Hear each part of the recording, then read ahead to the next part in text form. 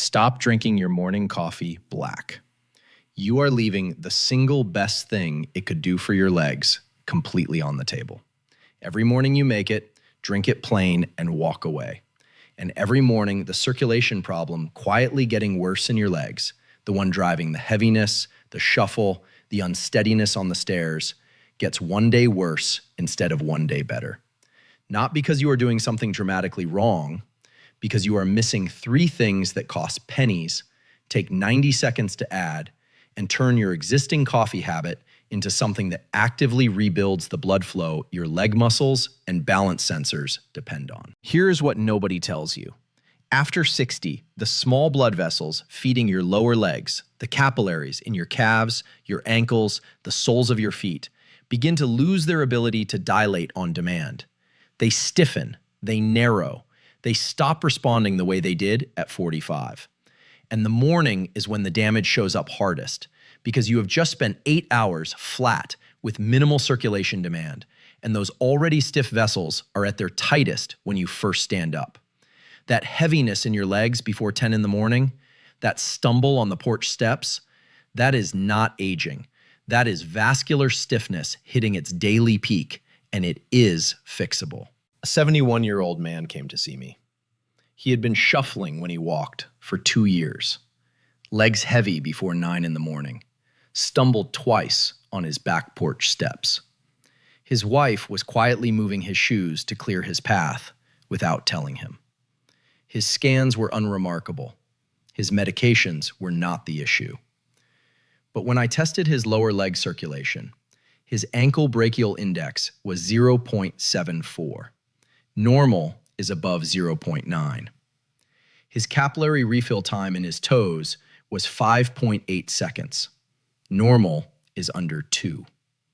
His peripheral blood flow was in the bottom quartile for his age, and his legs were starving for circulation every single morning while he stood at the counter drinking plain black coffee. Now, most people have never heard of an ankle brachial index, and that is part of the problem. It is not a standard test your doctor runs at an annual physical. It is not included in routine blood work. Most people go their entire lives without ever having one done, even when their legs are clearly telling them something is wrong. You have to specifically ask for it or see a vascular specialist who thinks to order it.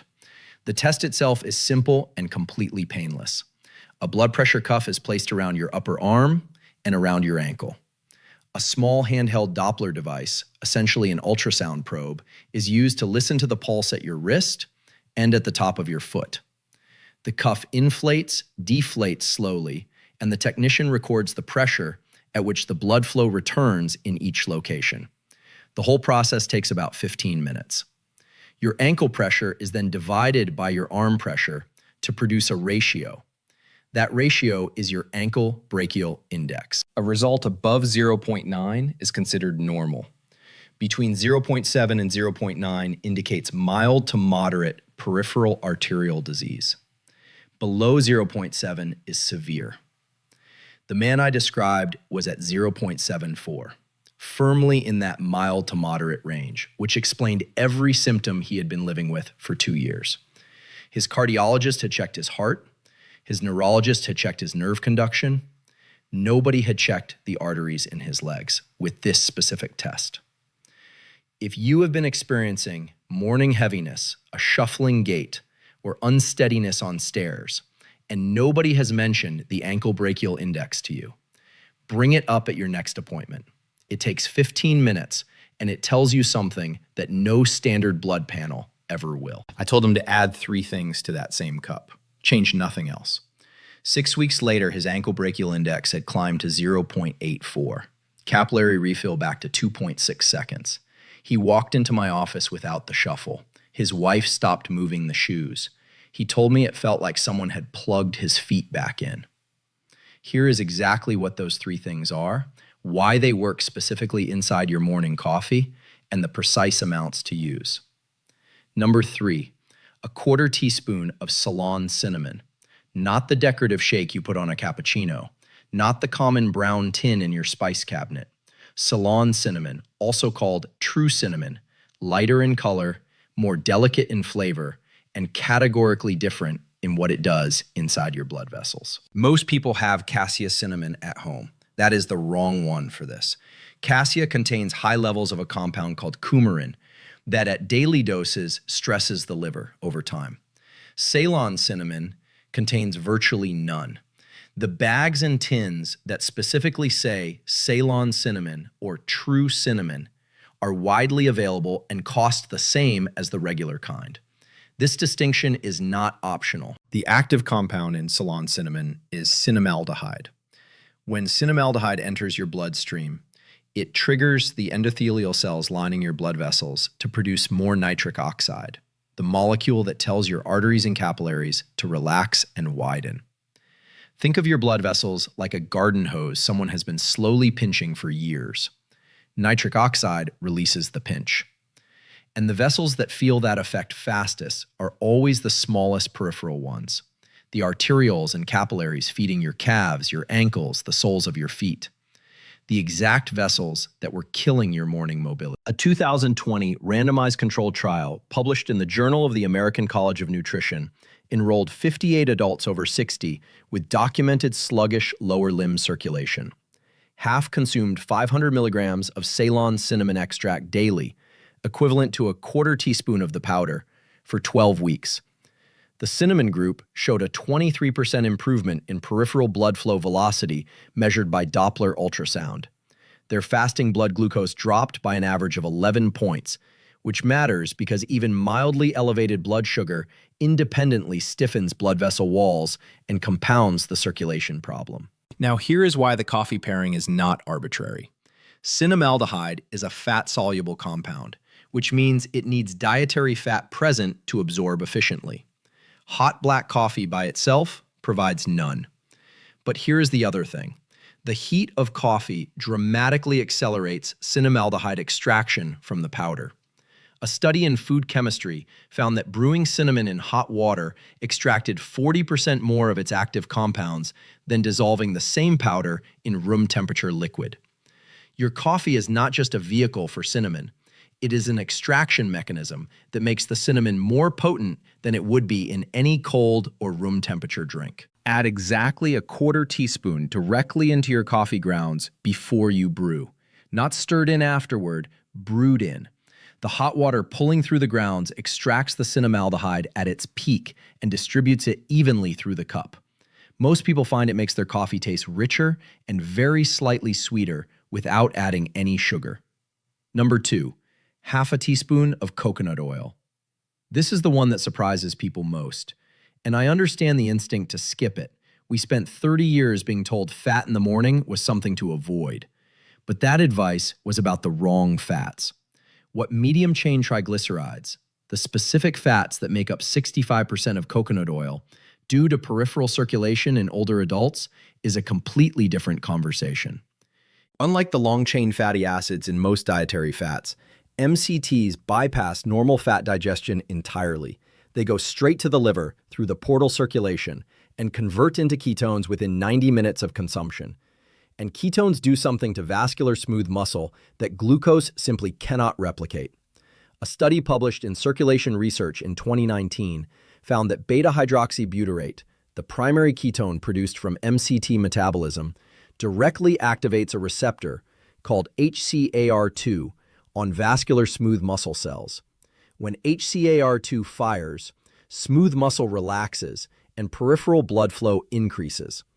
The researchers measured a 19% improvement in limb blood flow within 2 hours of MCT consumption in adults over 65. The effect was most pronounced in participants with baseline arterial stiffness, precisely the people most likely to have the shuffle, the morning heaviness, the unsteadiness on stairs. The morning timing is not incidental. It is the entire point. Peripheral circulation is at its daily lowest in the first hour after waking. Your blood pressure regulation is shifting from horizontal to vertical. Vascular tone is at its peak tightness. The ketones from coconut oil in your morning coffee hit your bloodstream at exactly the moment your peripheral vessels are most constricted and most in need of a vasodilatory signal. Drink it at noon and you miss the window. Drink it with your morning coffee, and you are hitting the problem at its worst hour with the right tool. Now, here is where the coffee synergy becomes critical. Coconut oil does not dissolve in cold or room temperature liquid. In hot coffee, the heat emulsifies it, breaks it into tiny droplets suspended throughout the liquid. Those emulsified droplets have dramatically greater surface area for intestinal absorption than a spoonful of oil swallowed on its own. Your gut absorbs emulsified fats significantly faster and more completely than intact fats. The coffee is not just carrying the coconut oil, it is preparing it for faster absorption. Half a teaspoon stirred into a hot cup creates something close to a creamy latte texture without any dairy. If it separates, 10 seconds with a small milk frother fixes it completely. If you are adding this for the first time, start with a quarter teaspoon for the first week. MCTs on an empty stomach can cause brief digestive discomfort when introduced too quickly. 1 week at half dose and your system adapts. After that, the full half teaspoon is well tolerated by the vast majority of people. Number 1, a pinch of cardamom. This is the one that stops people mid-sentence when I mention it. Because cardamom, the green spice most people know only from Indian food or Scandinavian pastries, has a body of cardiovascular research behind it that almost nobody in mainstream medicine talks about. And its interaction with coffee specifically produces an effect on leg circulation that neither one achieves alone. The active compounds in cardamom are terpenoids, primarily 1,8-cineol and alpha-terpineol. They work as calcium channel antagonists. In plain language, the smooth muscle surrounding your blood vessels contracts when calcium floods into those muscle cells. That contraction is what narrows your vessels and reduces flow. Cardamom's terpenoids block that calcium influx. The muscle stays relaxed, the vessel stays open. Blood reaches your calves, your ankles, your feet. A double-blind, placebo-controlled trial published in the Indian Journal of Biochemistry and Biophysics enrolled 80 adults with an average age of 67. The group consuming 3 grams of cardamom powder daily showed a 13-point reduction in systolic blood pressure after 12 weeks. Blood antioxidant levels rose by 90%, and fibrinolytic activity, the body's ability to break down the microscopic fibrin strands that thicken blood and slow capillary flow, increased significantly. That last finding is the one that matters most for your legs. Fibrin buildup in capillaries is one of the primary mechanisms of age-related small vessel decline. Cardamom works directly on that mechanism. Now, here is the coffee interaction that makes this the number 1 ingredient on this list. Cardamom contains a compound called cineol that is not just a vasodilator on its own. It is a documented absorption enhancer. A study in the Journal of Ethnopharmacology found that cineol increases intestinal permeability to polyphenols by up to 32%. Your coffee is full of polyphenols, chlorogenic acids that independently support blood vessel health. When you add cardamom to your coffee, you are not just adding cardamom's benefits on top of coffee's benefits. You are making coffee's own circulation compounds absorb more completely. The two work as a system. This is why Scandinavian coffee culture has included cardamom for hundreds of years. Not for flavor alone, though the flavor is extraordinary. For a physiological effect people noticed long before they had the science to explain it. A pinch, roughly 1/8 of a teaspoon, added to your grounds before brewing is the right dose. Added at the same time as the Ceylon cinnamon. The hot water extracts the terpenoids efficiently, and the spice blooms into the coffee in a way most people find genuinely pleasant from the first cup. In the Middle East and Scandinavia, cardamom coffee is the default preparation. You are not doing something unusual. You are rejoining a tradition most of the world never abandoned. Your exact morning protocol. Here is the complete preparation so there is zero guesswork. Before you brew, open your filter and add your coffee grounds as normal. Then add a 1/4 teaspoon of Ceylon cinnamon and a pinch, 1/8 of a teaspoon, of ground cardamom directly onto the grounds. Brew as you normally would. The hot water does the extraction. While the coffee brews, measure 1/2 teaspoon of coconut oil into your mug. Pour the finished coffee over it. The heat melts and partially emulsifies it. Stir briefly, or 10 seconds with a milk frother if you want it fully blended. Drink it hot. 90 seconds. Less than $1 a day in added ingredients. Every single morning for 6 weeks minimum, because the vascular changes that improve leg circulation and balance are cumulative. They build on each other day after day. They are not a one-morning fix. Before you take your first sip of the new protocol, do this. Walk to your stairs or your back porch steps and notice exactly how your legs feel on the way down. Not after you have been moving for 20 minutes. First thing, before your body is warmed up. That is your baseline. Give it a number from 1 to 10. Write it in your phone. Do the same thing every morning for 6 weeks. The number that most patients start noticing a change in is somewhere between day 10 and day 18. The real shift, the one that makes them call my office, usually lands around week 4. If you are on blood pressure medication, monitor your readings more frequently in the first few weeks. These 3 compounds are genuine vasodilators. They work. In most people, that is entirely safe. But if your medication is already controlling your pressure, your doctor may want to adjust your dose as your vessels improve. That is a good problem to have. Before we continue, if this is making sense to you, if you have been feeling that morning heaviness in your legs and nobody has explained it clearly until now, hit subscribe so you do not miss what we cover next. And drop your age and the country you are watching from in the comments right now. I read and respond to every single one myself. One more thing. The best circulation protocol in the world is amplified by movement. 15 ankle pumps in bed before your feet hit the floor. Slow dorsiflexion and plantar flexion, 20 seconds total. A 10-minute walk after your coffee while the compounds are absorbing. Calf raises while you wait for the toast. None of these require fitness. All of them act as pumps that push blood through exactly the vessels this protocol is working to reopen. The coffee formula and the movement work as a pair. Either one alone is good. Together, they are what gets people from shuffling to steady. Your legs are not heavy because you are old.